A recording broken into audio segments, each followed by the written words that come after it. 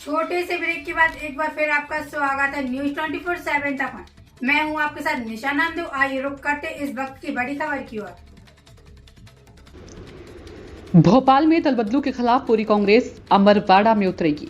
पूर्व मंत्री सज्जन सिंह वर्मा का बयान। कमलेश शाह दलबदलू है, बीजेपी से तो आएंगे ही। ऐसे दलबदलू के खिलाफ पूरी कांग्रेस अमरवाड़ा में उतरेगी। कमलेश शाह को हारने के लिए पूरी कांग्रेस अमरवाड़ा पहुंचेगी। राज्यसभा उपचुनाव में किसको मिलेगा टिकट? केपी यादव के साथ न्याय करे बीजेपी। राज्यसभा चुनाव को लेकर पूर्व मंत्री सज्जन सिंह वर्मा का बयान। ज्योतिरादित्य सिंधिया की सीट खाली हो गई है। केपी यादव को लोकसभा टिकट न देकर बीजेपी ने अन्याय किया है। अब केपी यादव को राज्यसभा भेजकर न्याय करे। हमें खबर है कि किसी दिल्ली के नेता को राज्यसभा टिकट देने की तैयारी है।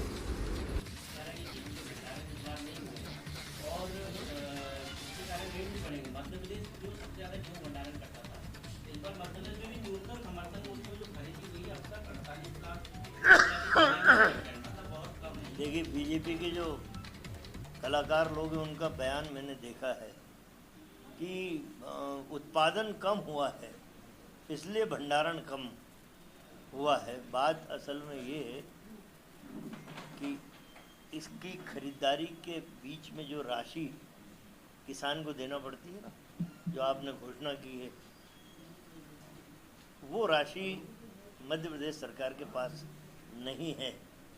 दिवालिया सरकार है, फिर लोन लेने की तैयारी में है। दूसरी बात, एक वर्ग इसमें ऐसा भी है इस धंधे में, गेहूँ खरीदने से लेके भंडारण तक में, जो इनके पास भंडारण की एक तो पूरी सही व्यवस्था नहीं है।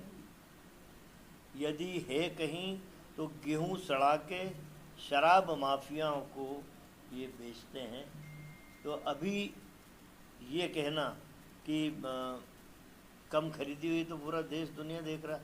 इनके पास वो जो बीच की एक राशि होती है जो मध्य प्रदेश की सरकार को देना होती है, वो इनके पास नहीं है, इसलिए कम खरीदी। अब बात कम खरीदी की भी नहीं है, बात ये है कि जिस किसान से आपने खरीदा, 2-2 महीने हो गए उसके गेहूँ खरीदे हुए, उस गरीब के खाते में अभी तक पैसा नहीं गया। राज्यसभा का चुनाव भी है, जैसा मैंने कहा। ज्योतिरादित्य सिंधिया के लोकसभा में जाने के बाद राज्यसभा की सीट खाली हुई है उनकी।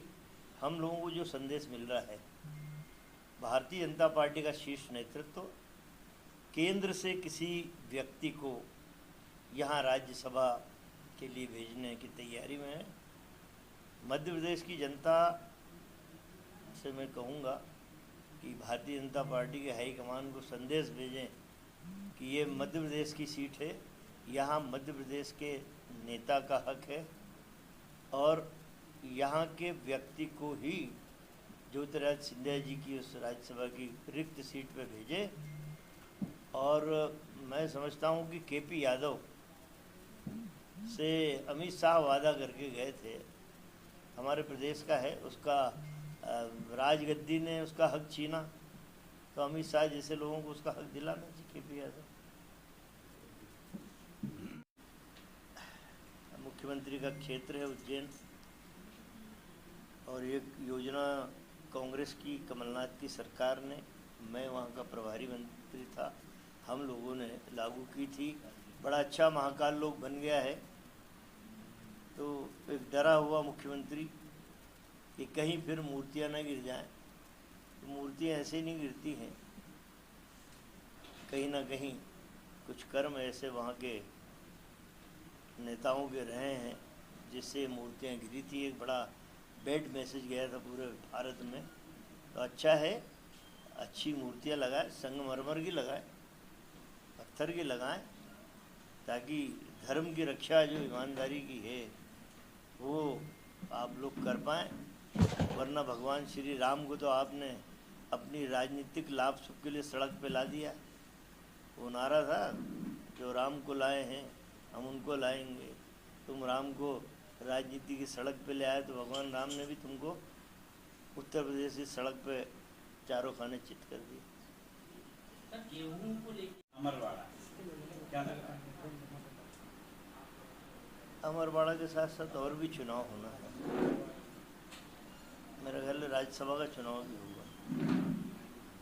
देखिए, कांग्रेस तो कमर कस के खड़ी हुई है, कोई दिक्कत नहीं।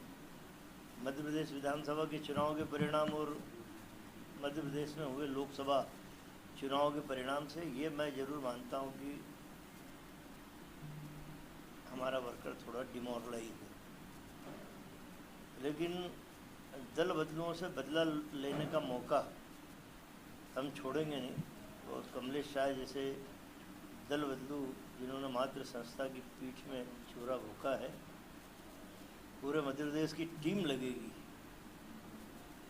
इस आदमी की वास्तविकता आम जनता के बीच में बताने के लिए। क्योंकि मैं कमलेश को इतना जानता हूँ, शायद कम लोग जानते हैं।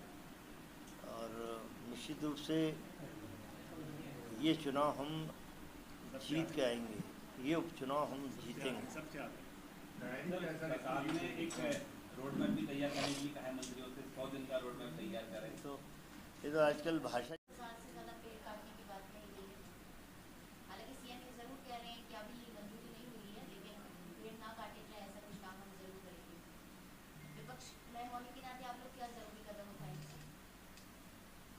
देखिए, एक जन सेवक विधायक होता है, सांसद होता है, यदि उनको आवास की सुविधा मिलती है तो इसमें आपत्तिजनक कुछ नहीं, लेकिन पूरा विश्व पर्यावरण की हानि से डरा हुआ है। मुझे तो ग्रेटा थनबर्ग, एक बहुत छोटी सी लड़की है, उसका वर्जन आज भी मुझे याद है। उसने कहा था, हाउ यू डेयर, वहाँ के प्रधानमंत्री राष्ट्रपति को, हाउ यू डेयर, तुम्हारी हिम्मत कैसे हुई इस तरह के निर्णय लेने की जिससे पर्यावरण को खतरा होता है। तो पर्यावरण के लिए तो लड़ना चाहिए, लेकिन यदि फ्लैट सिस्टम में फ्लैट बना दिए जाएँ विधायकों के, ऊंचाई वाली योजना लाएं तो पेड़ काटने की जरूरत नहीं पड़ेगी। महाकाल लोग में फिर से तैयार करेंगे, रोड का पता ही नहीं है और मैप तैयार करना है। एक भाषा चल गई कि हम 100 दिन का रोड मैप तैयार करेंगे, हम साल भर का करेंगे। वर्तमान हालात जो दिख रहे हैं, नर्सिंग कॉलेज का इतना ज़बरदस्त घोटाला हुआ है, तमाम सारे घोटाले हो रहे हैं। नगर निगमों में, आप इंदौर नगर निगम का आप देख रहे हो कितना बड़ा घोटाला हुआ है, बाप रे बाप। बिना काम हुए बिल बन गया 2-2, 2.5 करोड़ के पेमेंट, ऐसे लगभग 1000 करोड़ का पेमेंट इंदौर नगर निगम से। बीजेपी की सत्ता है वहाँ भी। ऐसे कई घोटाले हैं जिनका उदाहरण दिया जा सकता है। यदि रोड मैप बनाना है, माननीय मोहन यादव जी, तो भ्रष्टाचार जो आपके नेताजी बोलते थे ना, ना खाऊंगा ना खाने दूंगा। नीट एग्जाम में देख लीजिए क्या हो रहा है, 3 व्यापम कांड हो चुके हैं मध्य प्रदेश में। कृपया करके इसका रोड मैप बनाइए तो प्रदेश की जनता को और यहाँ के नौजवानों को लाभ मिले।